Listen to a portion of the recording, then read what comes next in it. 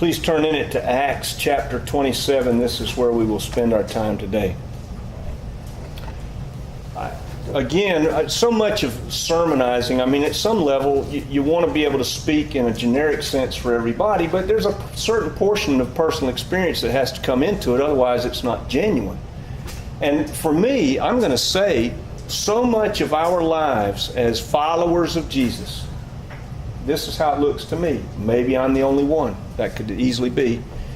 It just looks like we're walking through an overgrown forest so much of the time.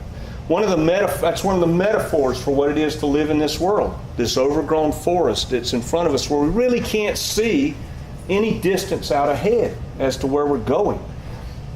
Another metaphor is an ocean voyage. We're lost at sea, wondering where are the winds going to drive us. We're not sure what to do. And I'm speaking now to us who are followers of Jesus, not to just anybody.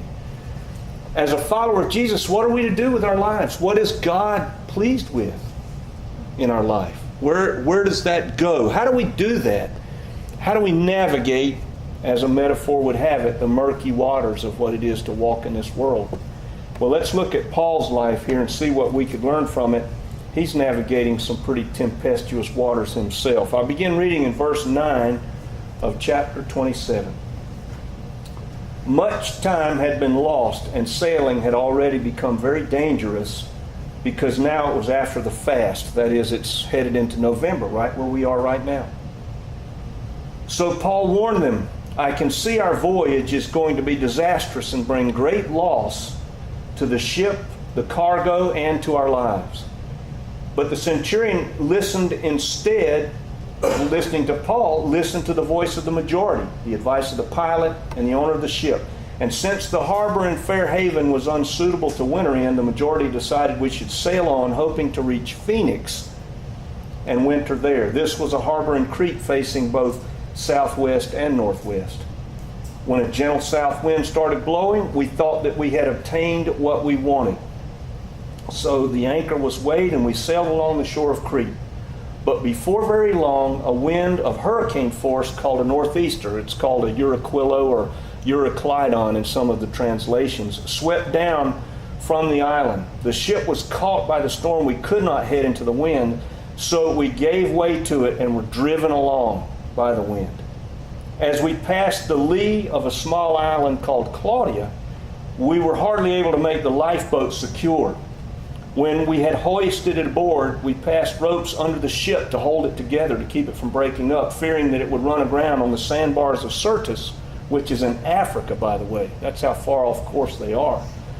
They lowered the ship's anchor, and they let the ship be driven along. We took such a violent battering from the storm that the next day, they began to throw the cargo overboard. On the third day, we threw the ship's tackle overboard, and with our own hands, and when neither sun nor stars appeared for many days, and the storm continued to rage, we gave up all hope of being saved. Now, Paul is a pretty experienced seaman. If you go back and read 2 Corinthians, this is not his first experience at sea, and it's not going to be his first experience with what's going to be disaster at sea.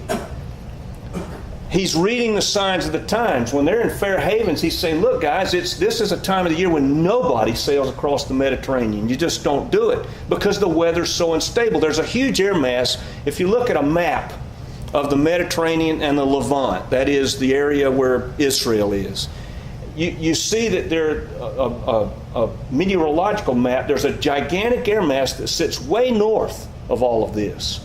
For the summertime of the year, from about June till September. It just sits up there, and the circulations are such that sailing in the Mediterranean is very good.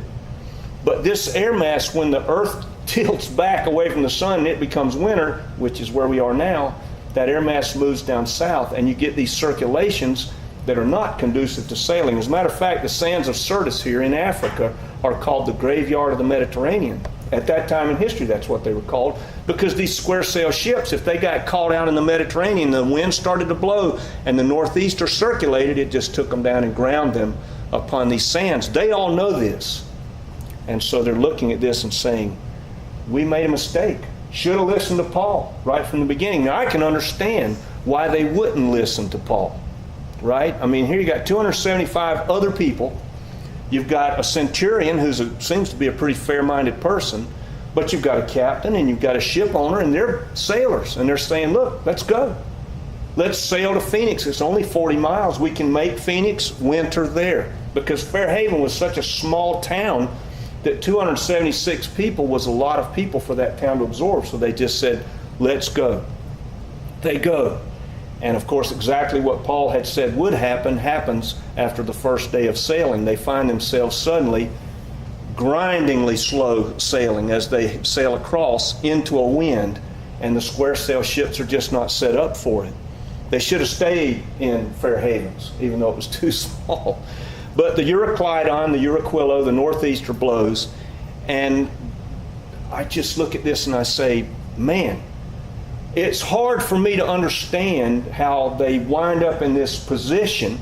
It's hard for me to understand how Paul, knowing all that he knows, wouldn't have put up a bigger fight. But then on the other hand, and this is where we're going with this today, there's a certain amount of this where Paul has no control over it whatsoever.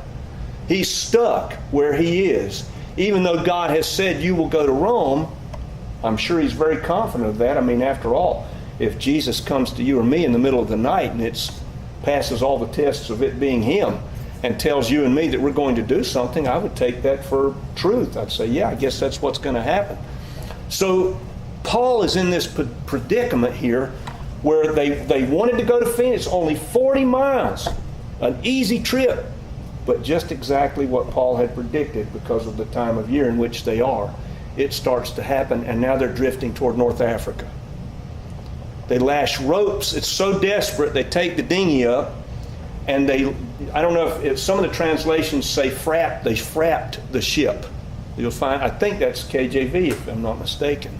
But anyway, what they're doing is, these ships, this is a Phoenician sailing vessel. All the boats were Phoenician sailing vessels. The Phoenicians were the masters of the sea. And so all the boats, the Roman boats, the Greek boats, all these boats were patterned after Phoenician boats, which were, this particular one runs about 150 feet long.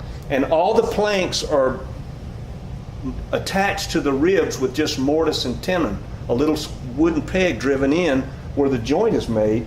And so the waves are just twisting this thing back and forth. Well, all that stuff starts to work loose.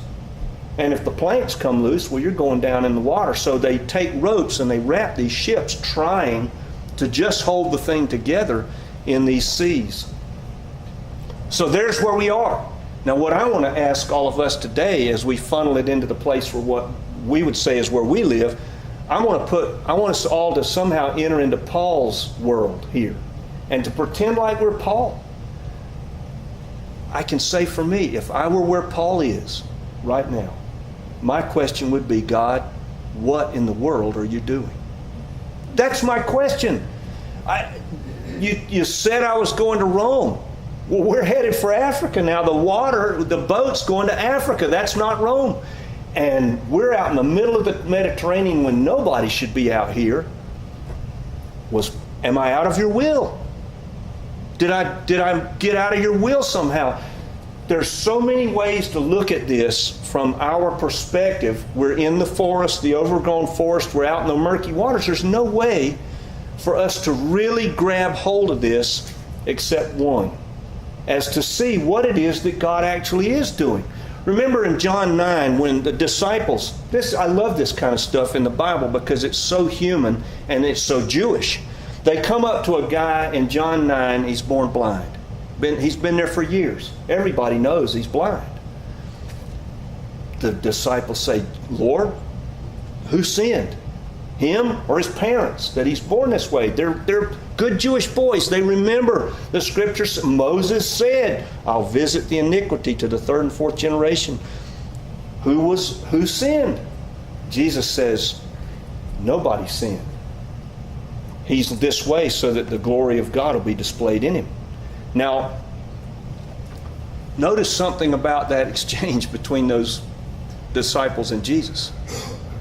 He doesn't rebuke the question at all. Jesus is, if you've seen me, you've seen the Father. It is absolutely legitimate to ask God questions about what is going on. We fail in our relationship with God if we don't. And I'll tell you why. You take a marriage. I don't know why anybody would laugh at that, but there you go. You take a marriage in which the two partners are not honest with each other in terms of how things are for them. That marriage will not be a good marriage. Because sooner or later, the expectations will come, and when things aren't voiced, the other partner has no idea, and the tensions ensue. Why do we think it's any different with God? Is not a walk with God a relationship with God? It is for me. Why would I think that think about how silly this is. He's God, right? So there's stuff He knows that's way past what anything I can know. He knows, as Jesus said, the scriptures say of Jesus, He knew what was in people. All right, so with that in mind, if I put on a big pair of sunglasses and a straw hat, and I show up in God's presence like that, do I think He doesn't recognize me for who I am? But that's what we do. We say, oh, don't question God. You better. If you want to have an honest, good relationship with God, you better come to the place where you're honest with Him. I say that with total confidence. Sometimes the hardest path is actually the path that God has. Sometimes. Not always. And it's hard to know. This is one of those places, and this is where I want to funnel all this down today. This is one of the places where I'm going to say, looking at Paul's experience, this is the way most of life is for we who walk with Jesus as a disciple. It is a mix. What's the mix? God's will, God's interventions, and our choices. They're all intertwined. I don't pretend to know how the intertwinings work, so don't ask me. I have no idea. The man who's on this boat is the one who penned the words, make yourselves a living sacrifice. Place yourselves on God's altar as a living sacrifice. This is your spiritual service of worship. So he took all of the Christian life, worship and everything else, and bound it up into this laying ourselves on an altar. So he's the guy that's on the boat right now.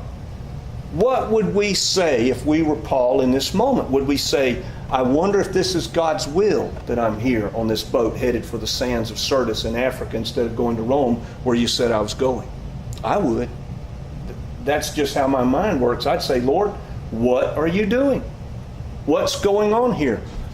Now, this mix is a difficult thing for us because there are all kinds of pieces in the mixture. For instance, I make choices in my life every day.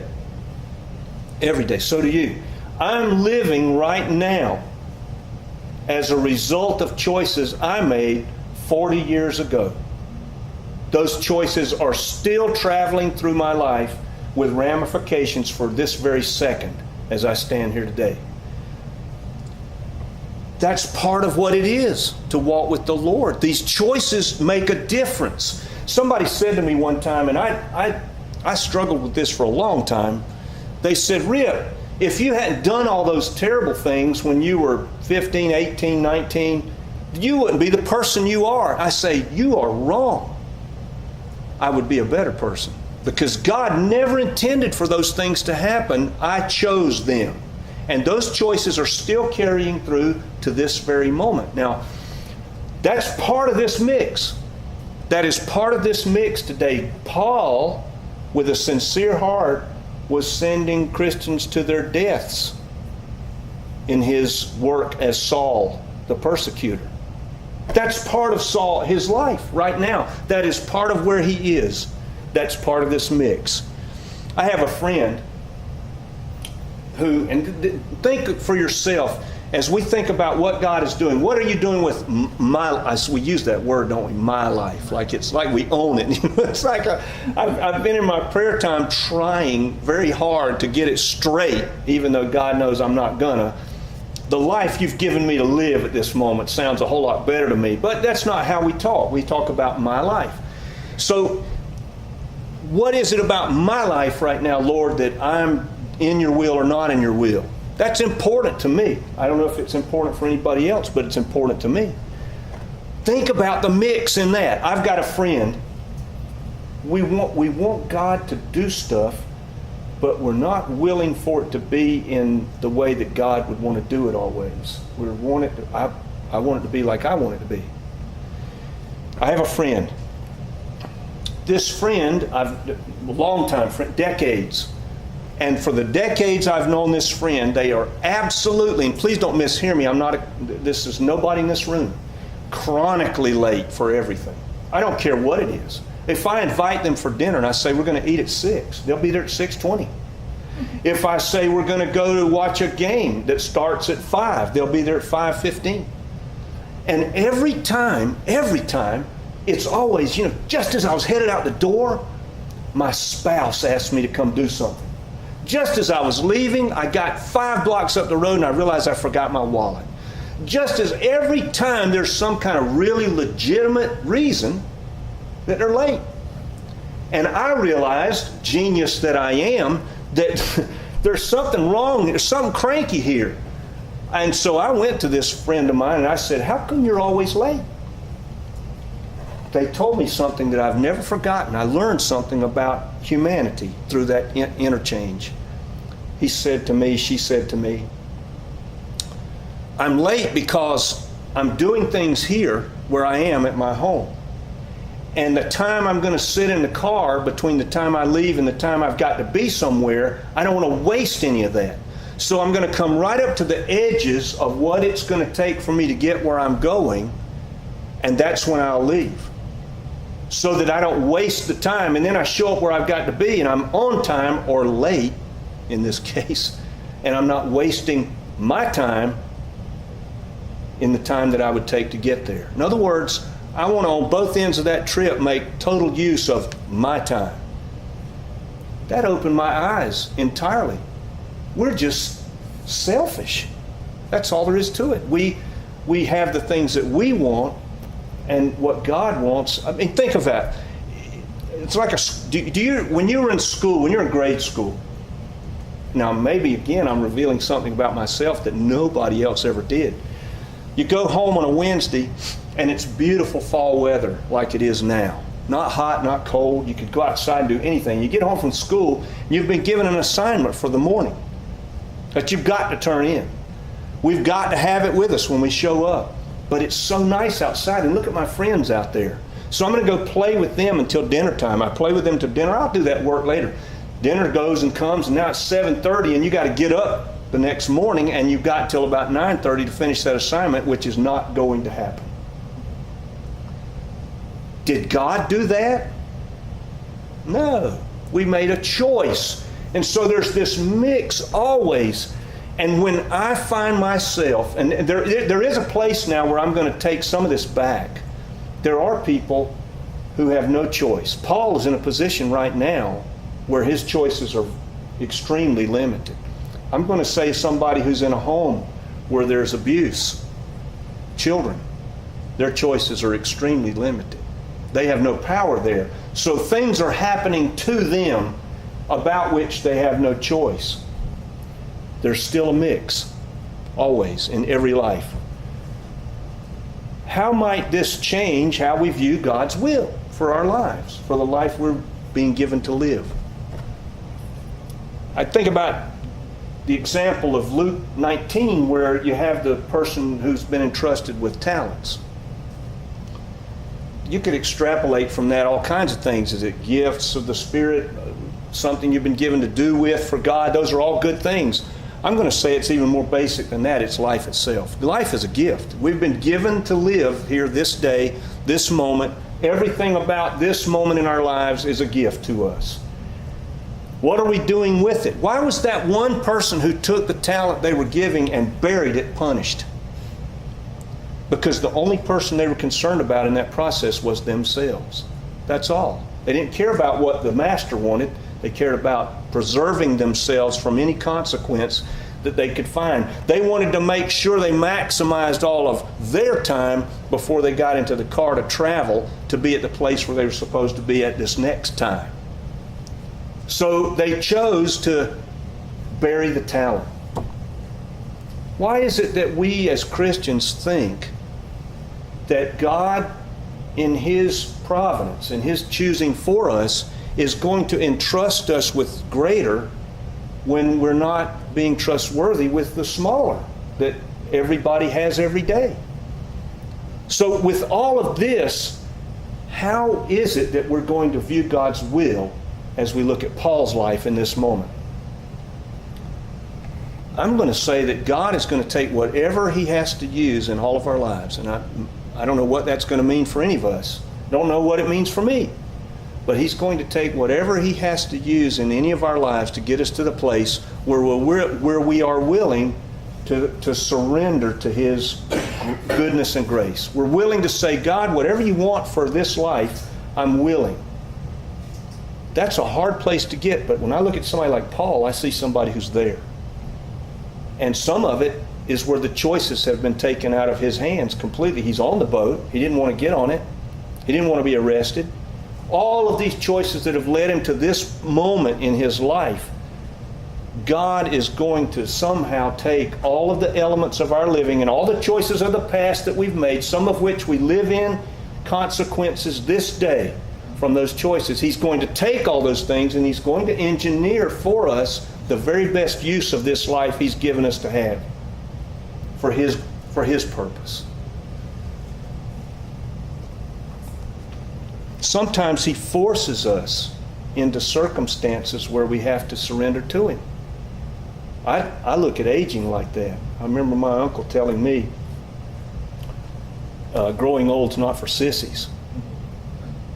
I think, boy, there's a statement there, is it not? Does not growing old and seeing the body break down remind us daily how much more dependent on God we are, and how much more that how God chooses for things to be we are absolutely surrendered to? I don't think it's an accident at all. Sometimes the hardest place to be as a believer is in that forest that's overgrown, wherein there seems to be no really good option. And then the only option left to us is to fall on our knees and ask God to walk us through it. God's got to show up.